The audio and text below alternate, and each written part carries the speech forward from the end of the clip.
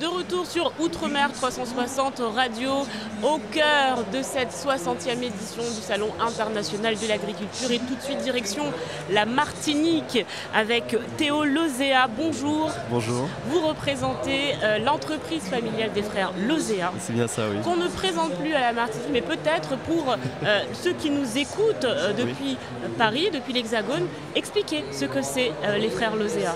Alors, frères Lozéa, c'est l'excellence à la martiniquaise sous les chocolats et les pâtes de fruits de Martinique. Voilà, donc on est présent en Martinique depuis plus de 20 ans. Nous avons en tout 4 points de vente situés sur l'île et des revendeurs aussi présents dans le monde. Alors, vous êtes venu nous présenter ce fameux chocolat. On voit la petite tablette qui est là. En tout cas, je l'ai goûté, ce chocolat est excellent. Oui. Mais du coup, c'est vrai que dans le stand de la Martinique, vous proposez ces produits-là. Qu'est-ce qu'on peut y retrouver? Alors, sur le stand, on retrouve des boîtes de chocolat avec des bonbons de chocolat aux différentes saveurs qui reflètent vraiment ce qu'on fait de mieux ici en Martinique, avec des saveurs fruitées, passion, goyave, aussi des plantes aromatiques et des épices. Donc des boîtes de chocolat, aussi des tablettes, notamment la tablette Excellence Martinique faite en partenariat avec le CMT, le Comité Martiniquais du Tourisme, pour justement montrer qu'on a fait un produit 100% Martinique, 100% local. Et voilà. Mettre en avant aussi du coup ces spécificités. Alors, quelle est la particularité de ces chocolats? Alors justement, on va dire que pour cette tablette-là de la Martinique, c'est vraiment le terroir, donc c'est l'endroit, l'île même de la Martinique qui va faire que les fèves qui y poussent ont notes aromatiques qui sont beaucoup plus développées, on va dire, et qui nous permettent aussi aujourd'hui d'afficher un prix d'excellence cacao en 2023.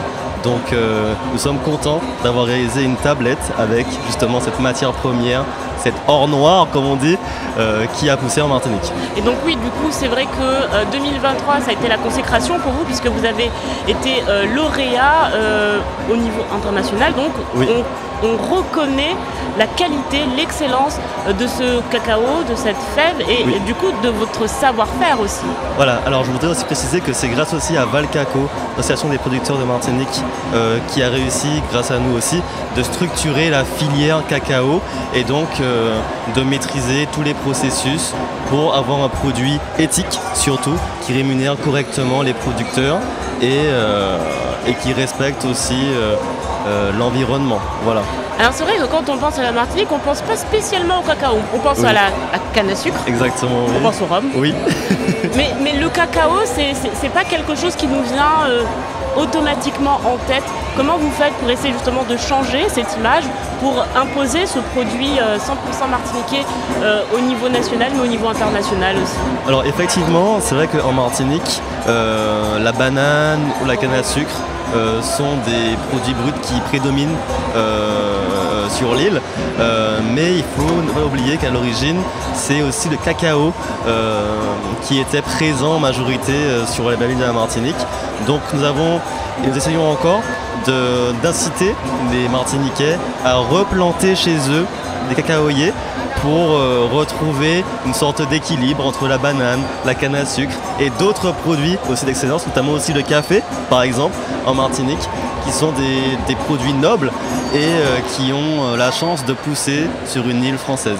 Alors on peut dire que vous êtes un peu des précurseurs finalement de cette filière dont vous parlez, cette filière du cacao qui entraînera d'autres développements de filières comme celle du café, comme vous l'expliquez. Alors justement, je pense que Valcaco et ainsi que Frères Lozéa ont eu et ont une grande mission, c'est d'inciter aussi des Martiniquais à structurer des filières agricoles qui ont la chance justement d'avoir une vraie valeur ajoutée en étant sur un territoire français. Alors ce salon, qu'est-ce que ça représente pour vous? Comment vous vous y êtes préparé? Quels sont vos objectifs? Alors l'objectif principal du salon, bon, effectivement, c'est de faire connaître les produits grâce au CMT qui nous a donné la possibilité d'être présent sur un stand à côté d'eux. Nous avons la chance de mettre en avant nos produits, de les faire connaître, de montrer aussi aux visiteurs qu'il y a des chocolats qui sont faits, des chocolats qui sont français, faits en Martinique, et surtout aussi évidemment pouvoir les vendre et montrer que voilà, nous avons des produits qui sont correct. Et on incite tous les visiteurs à passer du côté du stand de la Martinique pour goûter ces délicieux chocolats. Merci beaucoup Théo Lozea d'avoir répondu à nos questions. On se dit à très vite et surtout n'hésitez pas parce que ces chocolats-là sont de qualité. Merci beaucoup.